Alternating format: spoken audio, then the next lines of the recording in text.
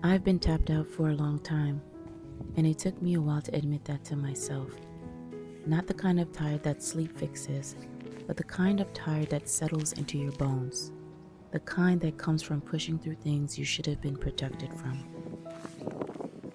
For a long time, I kept asking myself, will I ever feel like myself again? And then another question followed quietly behind it. What if I don't want to go back? What if I want to reawaken who I was before the indoctrination? Someone softer, someone slower, someone who doesn't abandon herself just to survive. Someone who always remains true to herself.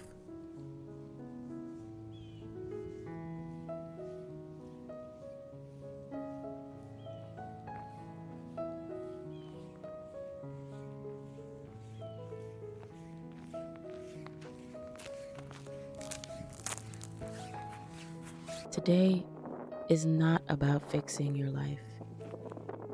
It's about letting your body exhale. There is a particular exhaustion that comes from being a Black woman in a world that constantly asks more of you while offering less care.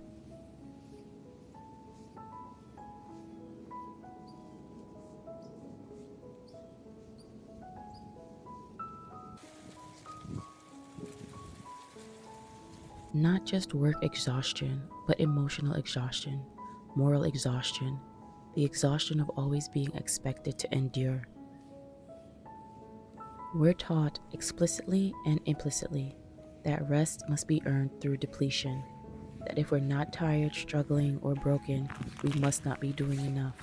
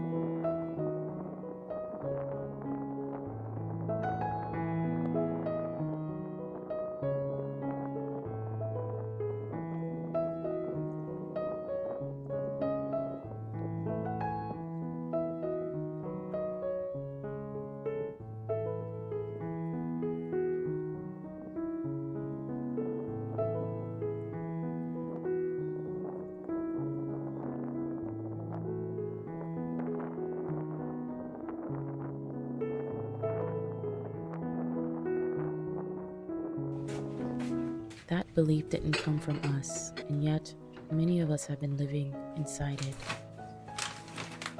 Did you know chronic stress doesn't just affect mood?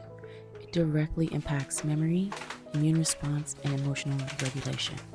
Long-term stress keeps the nervous system in survival mode, making rest feel unfamiliar or even unsafe. So if rest feels hard for you, that's not a personal failure. That's biology responding to pressure. Hustle culture isn't just unaligned for me, it's harmful, and I refuse to continue to treat harm like a badge of honor.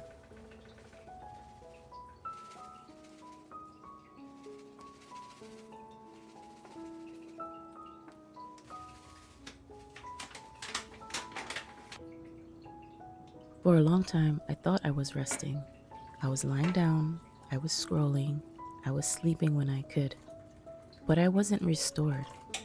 Meaningful rest isn't just the absence of work, it's the presence of safety. Safety in your body, safety in your thoughts, safety in your pace. Rest that calms the nervous system, like slow walking, warm water, or quiet routines activates the parasympathetic response, which helps the body repair itself. This kind of rest is cumulative, not indulgent. This is why making tea matters, why washing your hair slowly matters, why standing near a window watching snowfall matters. These aren't aesthetic moments, they're regulation.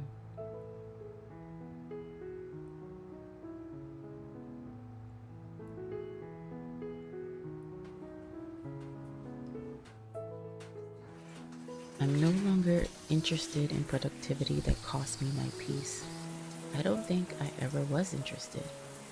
It was what I was taught I had to do.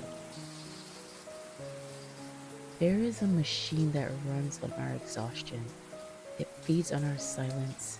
It benefits when we don't pause long enough to ask, who is this life actually serving? And I say this gently, but clearly. I'm not feeding any more machines. I'm feeding myself. A calm life, a peaceful life, a life where my worth isn't measured by output.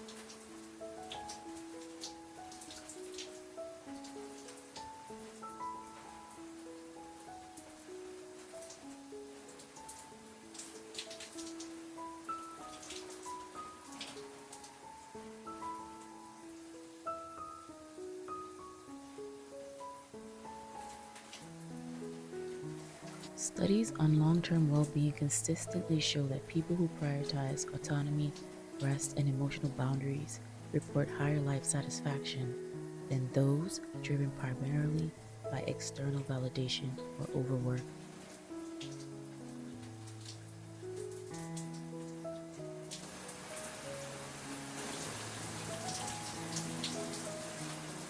So if you've been feeling disconnected from yourself, it's not because you're lazy, it's because you're waking up.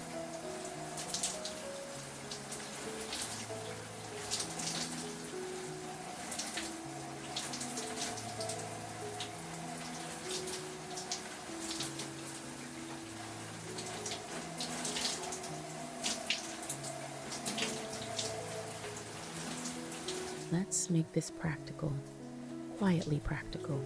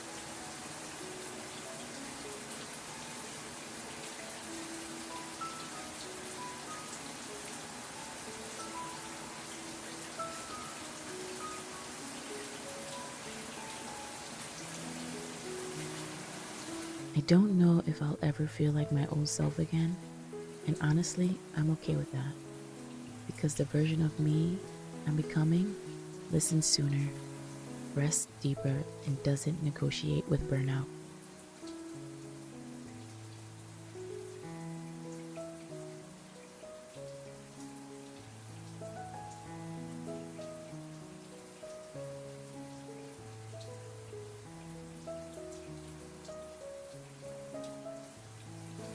If you're watching this and feeling lost, you're not behind, you're in transition. And transition is quiet. It doesn't rush. You don't owe the world your exhaustion. You owe your self-care.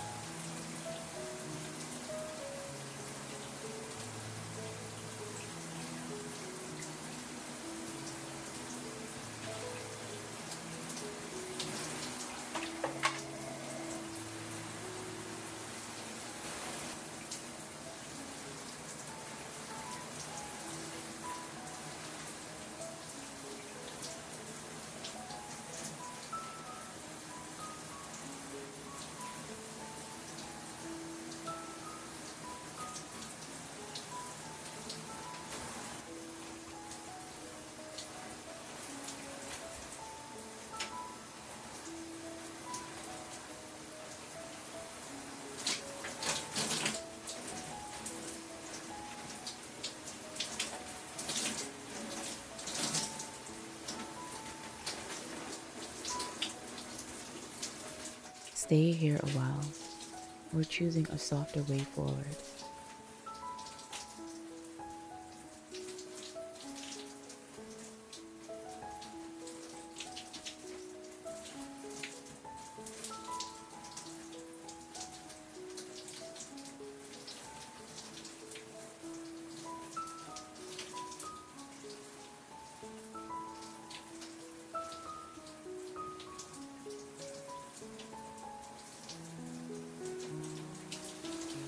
Take a moment to breathe in and breathe out.